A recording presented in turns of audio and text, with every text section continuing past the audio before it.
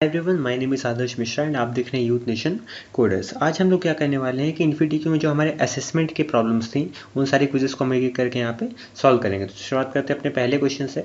तो मुझसे क्या कह रहा है कि भाई रिजल्ट की वैल्यू यहाँ पे क्या है, 0 है, और एक मेरे पास लिस्ट 1 है, एक मेरे पास लिस्ट 2 है।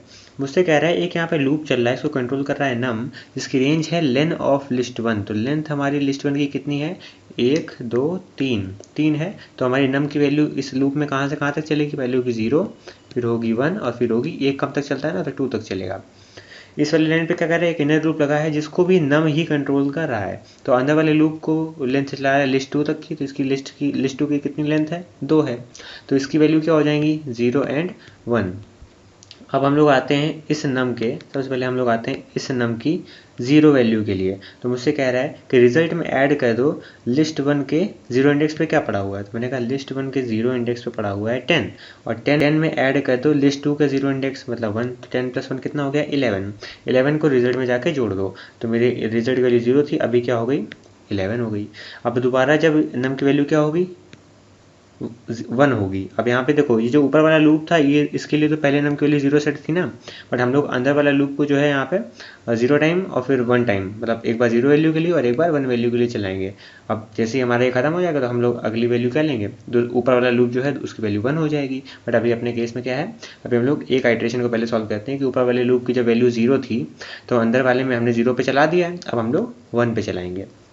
तो मुझसे क्या कह रहा है, लिस्ट के पहले इंडेक्स पे क्या पड़ा है, तो मैंने कहा 20 पड़ा है, और 20 को कह रहा है ऐड कर दो लिस्ट 2 के पहले इंडेक्स से, मतलब 2 से। तो 20 + 2 कितना हो गया हमारा हो गया 22, और 22 को रिजल्ट में जाके ऐड कर दो। तो 11 पड़ा हुआ था, 22 ऐड हो गया, कितना हो गया, 33 हो गया। अब देखो, अब ये जो एक आइट्रेशन थी ना बाहर वाले लूप की, पहली आइट्रेशन में अंदर वाला लूप जो है हमें आंसर क्या दे रहा है, 33 दे रहा है। अब बाहर वाला लूप कितनी बार चल रहा है, 3 बार चल रहा है। तो मैंने कहा अगर 33 हमें अंदर वाला लूप हमें आंसर हर बार दे रहा है और हमें बाहर वाला लूप 3 टाइम चलाना है, तो मेरा आंसर कितना आ जाएगा, 99 आ जाएगा। या तो आप इसको इस तरह से निकाल लो, या तो आप क्या करो कि इसको बार बार लूप को चलाओ। बस यहाँ पे ध्यान ये देना है कि अगर यहाँ पे दोनों जगह नम लिखा हुआ है तो अगर जिस लूप के अंदर होगा ना उसी लूप की बात मानी जाएगी। जैसे कि अगर हम लोग यहाँ पे इस वाली लाइन को चला रहे हैं तो नम जो है इस वाले लूप की वैल्यू से उठाएंगे।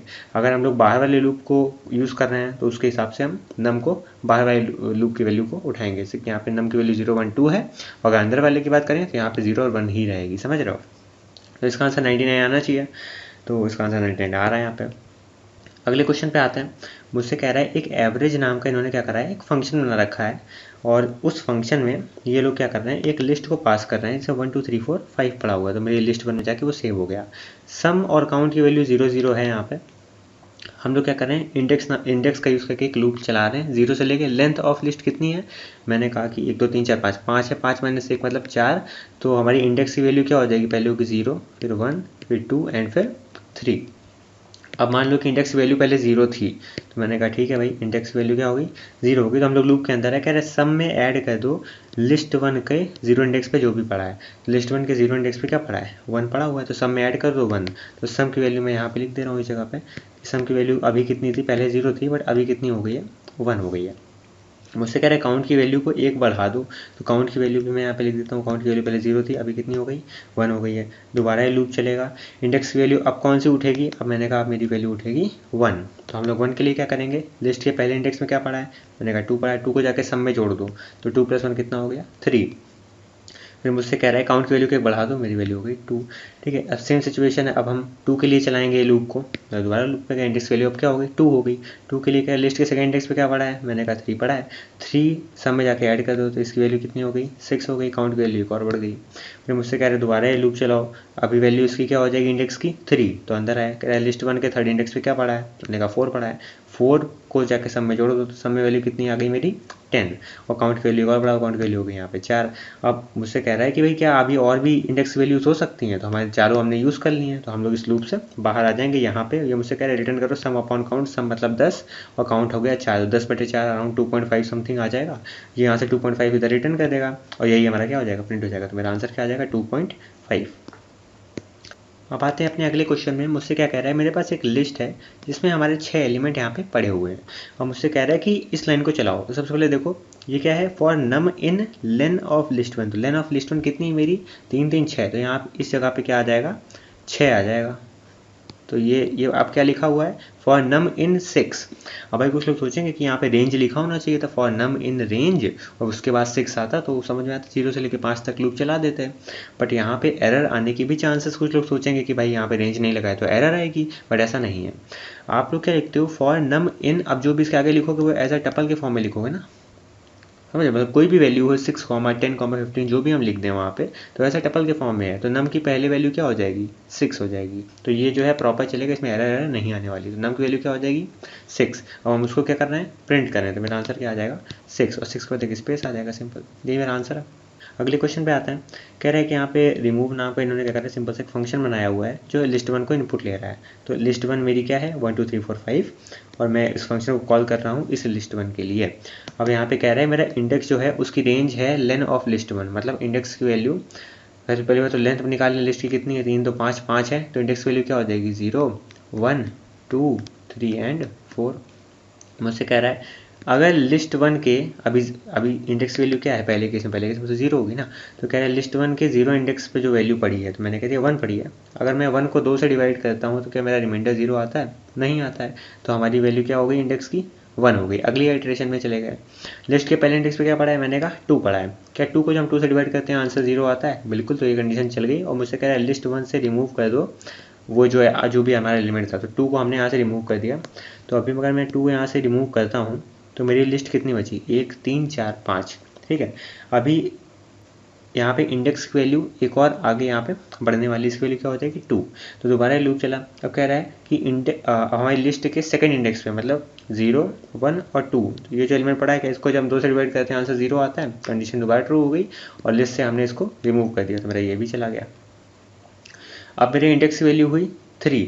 अब इधर आते हैं, लिस्ट 1 का जो 3 है, लिस्ट 1 के थर्ड इंडेक्स पे क्या पड़ा है, 0 1 2, जो थर्ड इंडेक्स पे तो कुछ पता ही नहीं, तो यहाँ पे क्या आ जाएगी, एरर आ जाएगी, इंडेक्स एरर। तो वही यहाँ पे देखो, आपको यहाँ पे नजर आ रहा होगा, ठीक है। रिमूव करना इंपॉर्टेंट है, क्योंकि रिमूव नहीं करोगे ना तो फिर तब तो पूरा लूप चला दोगे और फिर कभी मतलब ये लाइन एग्जीक्यूट ही नहीं होगी, तो आपका आंसर आ जाएगा। जबकि यहाँ पे हो क्या रहा है, जैसे हम एलिमेंट रिमूव कर रहे हैं तो लिस्ट से डायरेक्टली हट जाते हैं, तो जब लिस्ट में एलिमेंट ही कम बच रहे हैं और हम एक्सेस कर रहे हैं यहाँ पे ज़्यादा इंडेक्स की वैल्यू, तो जब इंडेक्स ही नहीं रहे तो आएगी। अगले क्वेश्चन पे आता है, कह रहा है मुझसे, मेरे पास एक लिस्ट दी गई है, एक स्ट्रिंग है str नाम की, कह रहा है फॉर आइटम इन लिस्ट। सबसे पहले आइटम की वैल्यू क्या हो गई, ABC, अगली बार क्या हो जाएगी DEF, फिर GHI और फिर 100, तो पहली बार ABC हुई।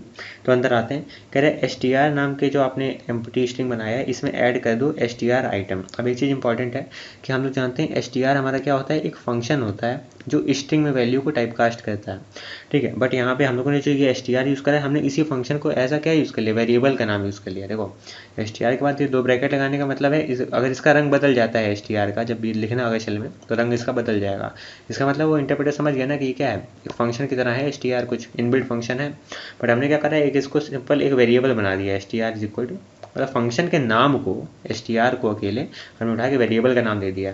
तो अभी जब ये वेरिएबल की तरह इसको ट्रीट करेगा तो ये इसका इस लाइन का मतलब क्या हो जाएगा, इसका मतलब है कोट्स और फिर अंदर पड़ा है आइटम। तो क्या कभी आप इस तरह से कुछ लिख सकते हो, कोट्स और उसके अंदर आइटम, ऐसा तो लिखना इम्पॉसिबल है, एरर आ जाएगी। तो इसीलिए यहाँ पे क्या आ रहा है, एरर आ रहा है, क्योंकि str को वो अभी स्ट्रिंग फंक्शन की तरह नहीं समझ रहा है ना।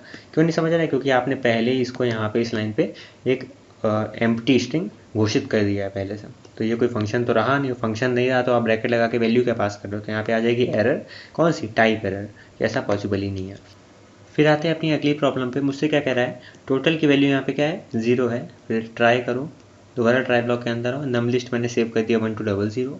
यहाँ पे नम की वैल्यू क्या होगी, एक रेंज पे चल रही है, तो रेंज मतलब लेंथ तक चलेगी, लेंथ कितनी है 4, तो नम की वैल्यू हो जाएगी पहले 0 फिर 1 फिर 2 एंड फिर 3।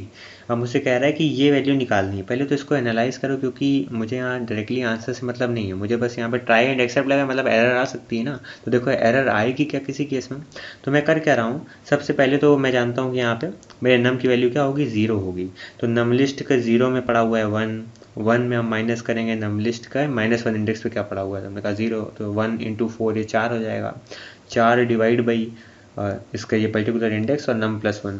देखने में क्या लग रहा है कि हम लोग कौन कौन से इंडेक्स को एक्सेस कर रहे हैं।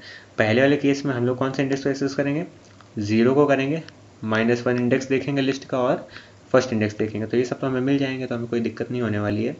बट यहाँ पे एक सीन है कि यहाँ पे लगा है डिवाइड वाला ऑपरेटर, और यहाँ पे हम सबसे पहले देख सकते हैं लिखा हुआ है जीरो डिवीजन एरर। तो इसका मतलब पहले चेक कर लो कहीं जीरो डिवीजन एरर आने तो नहीं वाली है। वो कब आएगी कि जब भाई हमें ये वाली पूरी वैल्यू कंप्यूट करके क्या दे दें, आंसर जीरो दे दे, something upon zero is equal to zero division error. तो देख लो क्या ये कभी हमें मतलब जीरो देगा, तो इसको जीरो, ये जीरो में कब देगा, जब हमारे नम की वैल्यू क्या हो, नम की वैल्यू अगर हमारी 2 हो, तो देख लो अगर नम की वैल्यू मेरी 2 हुई तो यहाँ से मुझे मिल जाएगा 0 प्लस, और नम लिस्ट का 2 प्लस 1 मतलब नम लिस्ट का थर्ड इंडेक्स, उसमें वैल्यू पड़ी है 0, तो 0 प्लस 0 यहाँ से आ जाएगा 0, और यहीं पे क्या आ जाएगा जीरो डिवीजन एरर।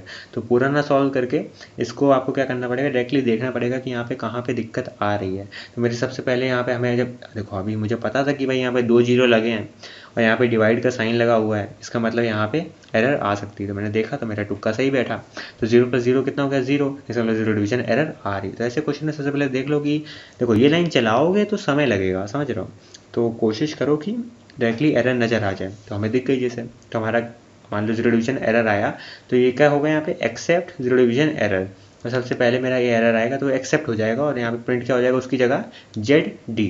जैसे ही मेरे ट्रायल ब्लॉक में एरर आई मैंने एक्सेप्ट चलाया, इसके बाद एक्सेप्ट ने जैसे ही ZD प्रिंट किया उसके बाद ये फाइनली पे जाएगा, फाइनली में प्रिंट कर देगा FI और टोटल की कुछ वैल्यू होगी। तो अभी हमने टोटल की वैल्यू निकाली तो नहीं है, बट देख लेते हैं अगर ऑप्शन में ZD और FI करके कुछ आ रहा है तो मेरा मतलब सही है। तो यहाँ पर आप देख सकते हो ZD FI और ZD FI का भी कुछ नहीं, इसका मतलब ऐसा तो नहीं है कि टोटल की कुछ वैल्यू ना आई हो, क्योंकि टोटल की इनिशियल वैल्यू तो 0 है ही है ना, तो 0 तो कम से कम प्रिंट करना ही चाहिए ताकि मान लो कोई चेंजेस नहीं आए। इसका मतलब ऑप्शन नंबर ए ही मेरा सही है, क्योंकि इसमें टोटल की वैल्यू कुछ तो दे रहा है, उससे मतलब नहीं क्या दे रहा है। अगर यहाँ पे दूसरा कहीं ऑप्शन लिखा होता है ZD FI 3.5 है ना, तो चलाना पड़ता, बट यहाँ पे ऐसे ही काम हो जा रहा है तो क्यों चलाऊँ।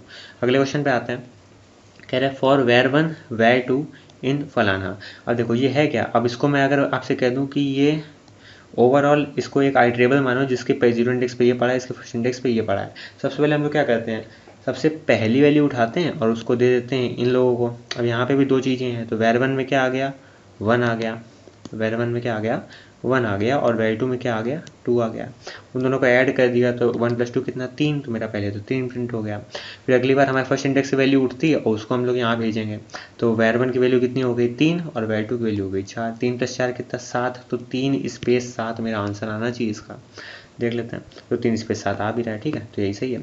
अगले क्वेश्चन पे आते हैं, पहले ट्राई करो। अब इसमें भी सेम यहाँ पे एरर आने के बहुत चांस होते हैं। देखो ट्राई करो, लिस्ट 1 मेरी दी गई है, value is equal to length of list 1। पहले तो हम लोग इसको सॉल्व करना पड़ेगा, लिस्ट 1 अप टू -1 इंडेक्स, मतलब लिस्ट 1 के सारे एलिमेंट उठाओ -1 इंडेक्स से पहले, -1 इंडेक्स ये है तो इससे पहले तक, मतलब हमारे ये 3 एलिमेंट उठे लिस्ट में और यहाँ आ गए। अब इसकी लेंथ कितनी है 3, तो वैल्यू में कितनी आ गई 3। अब रिजल्ट क्या कह रहा है, लिस्ट 1 का 0 इंडेक्स, तो उसमें पड़ा है 8, तो मैंने कहा 8 अपॉन लिस्ट 1 के थर्ड इंडेक्स पे क्या पड़ा है 0 1 2 3 0 पड़ा हुआ है, समथिंग डिवाइड बाई 0 क्या आता है जीरो डिवीजन एरर, तो यहाँ पे डायरेक्टली दिख गया। तो यहाँ पे अगर जीरो डिवीजन एरर आई तो एक्सेप्ट में ढूंढेगा क्या कहीं जीरो डिवीजन एरर है, यहाँ पे तो नहीं है, यहाँ पे मिल गई, तो प्रिंट कर देगा जीरो डिवीजन। सबसे पहला आंसर तो मेरा यही आ जाएगा जीरो डिवीजन। इसके बाद हमारे ट्राई में प्रॉब्लम आई, हमने एक्सेप्ट चलाया, अब क्या चलेगा फाइनली चलेगा। अब देखो ये वाला एक्सेप्ट तो स्किप कर देगा ना, एक ही बात तो एक्सेप्ट चलता है, तो मेरा सिर्फ जीरो डिवीजन ही आ रहा है, तो यही मेरा आंसर हो गया। अगले क्वेश्चन पे आते हैं, वो मुझसे क्या कह रहा है कि एलिमेंट्स नाम की मेरे पास एक लिस्ट है, इसको लाइन बाई लाइन चलाओ, काफ़ी आसान रहते हैं। लिस्ट है मेरे पास, ट्राई करो, कह रहे हैं एलिमेंट्स के 4th इंडेक्स पे क्या पड़ा हुआ है, तो मैंने कहा भाई 0 1 2 3, लो 4th इंडेक्स तो है ही नहीं, यहाँ पे आ जाएगी इंडेक्स एरर, और जैसे ही यहाँ पे इंडेक्स एरर आई ट्राई में, तो एक्सेप्ट में ढूंढेगा कहीं इंडेक्स एरर है क्या, यहाँ तो नहीं है इंडेक्स एरर, यहाँ पे है, हाँ भाई यहाँ मिल गई, तो ये लाइन इसकी जगह क्या प्रिंट कर देगा इंडेक्स एरर। तो सबसे पहले तो मेरा प्रिंट हो गया भाई इंडेक्स एरर। अब ट्राई में एरर आई, हमने एक्सेप्ट चलाया, तो बाकी एक्सेप्ट तो अब चलेंगे नहीं भाई, हमारा एक ही बात एक्सेप्ट चलता है, ये भी नहीं चला। फाइनली हमेशा हमारा हमेशा चलेगा, तो इन फाइनली ब्लॉक भी आ जाएगा, तो index error in finally block, तो ये दोनों चल जाएंगे, तो ये मेरा आंसर आना चाहिए। देख लेते हैं, index error in finally, option number C सही है हमारा, ठीक है। अब आते हैं अपने अगले क्वेश्चन पे, कह रहे हैं मेरे पास लिस्ट है 1 2 3 4 5, एक मेरे पास लिस्ट 2 है, इसमें 10 पड़ा हुआ है, मूव नाम के फंक्शन में हम इन दोनों लिस्ट को भेज रहे हैं, ठीक है। तो यहाँ पे देखते हैं, सबसे पहले कह रहा है फॉर नम इन लिस्ट 1, तो इसका मतलब हमारा जो नम है इसकी वैल्यू पहले क्या हो गई 1 हो गई। अंदर आए कह रहे लिस्ट 2 में अपेंड कर दो नम को, तो लिस्ट 2 में जब हम अपेंड करेंगे नम को तो मतलब यहाँ पे आ गई वैल्यू मेरे 1। फिर मुझसे कह रहा है लिस्ट 1 से रिमूव कर दो नम को, तो लिस्ट 1 से इसको मैंने जैसे ही रिमूव करा तो ये चीज़ चली गई यहाँ से। ठीक है, अब इसका नम की वैल्यू क्या हो जाएगी, तो अगर मान लो कि ये चीज़ यहाँ से चली गई तो भाई इस लाइन के हिसाब से इसने एक एलिमेंट को तो उठा लिया है, तो इसका मतलब अब भाई अगर हमने ये वैल्यू हटा दी है तो खुद ही समझेगा कि हमने एक वैल्यू तो चलाई, तो क्या कौन सी चलाई, तो अपने मन से मान लेगा कि भाई 2 तो हमने चलाई है अभी, भले तुमने 1 चलाई थी पर तुमने उसको जैसे ही रिमूव कर दिया, तो लूप को थोड़ी ना तुम बेवकूफ़ बना सकते हो। वो कह रहा है कि भाई हमने तो एक वैल्यू चलाई थी, अब तुमने रिमूव कर दिया, उससे थोड़ा ना मतलब है, तो उसे सोच लिया हमने 2 को चलाया है। इसके बाद अब अगली वैल्यू क्या आइटरेट में आएगी, अगली वैल्यू आएगी 3। अब 3 आया, क्या नम लिस्ट में सॉरी लिस्ट 2 में अपेंड कर दो 3 को, तो यहाँ से 3 इधर आया, और जैसे ही 3 को रिमूव करोगे ये यहाँ से गया। अभी लूप कितनी बार चला है, दूसरी बार चल रहा था ना, तो अब देखेगा कि अब अगली वैल्यू इसको क्या चाहिए, तीसरी वैल्यू चाहिए, तो 2 वैल्यूज़ 2 और 4 को कंसीडर कर लेगा। जैसे ही रिमूव करोगे तो रिमूव तो हो जाएगा, बट उस पर जो तुमने लगाया था अभी लूप, तो लूप को थोड़ी ना तुम बेवकूफ़ बना पाओगे। वो कहेगा कि हम 2 बार चलें, इसके बाद हमने लिस्ट से 2 वैल्यू उठाई हैं, अब हम तीसरी वैल्यू उठाएंगे। तो उसने देखा कि यहाँ पे 2 पड़ा है, यहाँ पे 4 पड़ा है, यहाँ पे 5 पड़ा है, उसको अब नज़र आ रहा है कि 3 ही एलिमेंट है। लूप को इससे मतलब नहीं है कि लिस्ट के अंदर क्या पड़ा है, लूप को इससे मतलब है कि हमने जितनी बार चलाया है हम उससे एक ज़्यादा, मतलब अब की बार अगर हमें तीसरा एलिमेंट चाहिए, 2 बार चल चुका है तो अब की बार हमें तीसरा एलिमेंट चाहिए, और तीसरा एलिमेंट हम उस करंट पोजीशन पे, जो हमारी उस पोजीशन पे लिस्ट के हालात हैं उसको देख के हम तीसरा इंडेक्स उठाएंगे। उसने कहा तीसरे पे क्या पड़ा है, हमने कहा 5 पड़ा है, तो 5 अगली बार नम की वैल्यू होगी। लिस्ट 2 में 5 चला जाएगा, लिस्ट 1 से 5 रिमूव हो जाएगा, तो अगली बार नम की वैल्यू कितनी, वो क्या कहेगा, नम की चौथी वैल्यू हमें पकड़ाओ। अब चौथी वैल्यू तो बची नहीं क्योंकि लिस्ट 1 में मेरे 2 और 4 ही बचे, तो यहाँ से लूप खत्म हो जाएगा। समझ लो, तो इस तरह से लूप चल रहा है। लूप उस लिस्ट की करंट स्टेट को देखते हुए चलेगा। अगर एलिमेंट रिमूव करोगे तो रिमूव तो हो जाएगा, बट उसकी जगह आपको उसके पड़ोसी को उसकी रिप्लेसमेंट पे रखना पड़ेगा, क्योंकि लूप उसे कंसीडर नहीं करने वाला है, उसके अगले वाले को कंसीडर करेगा। तो लिस्ट 1 में क्या बचा, 2 4, और लिस्ट 2 में बचा 10 1 3 5, तो उसे कंप्लेंट करना है, तो ये मेरा आंसर आना चाहिए 2 4 और 10 1 3 5, तो ये मेरा सही है। ठीक है, रिमूव जहाँ हो रहा है इसका मतलब वहाँ पे क्या है, गड़बड़ है। तो इसी तरह से हमारे मेरे ख्याल से 8 या 10 हम लोगों ने क्वेश्चन आज डिस्कस करें हैं, और अभी इस प्लेलिस्ट में अराउंड 14 वीडियोस होंगे, तो 5-6 अभी आने बचे हैं, तो वो सब जब आ जाएंगे तब जाके हमारा पूरा कोर्स इसका कंप्लीट हो जाएगा। सारी क्विजेस हमारी जितनी भी नई क्विजेस हैं ये भी हमारी एक साथ ख़त्म हो जाएंगी।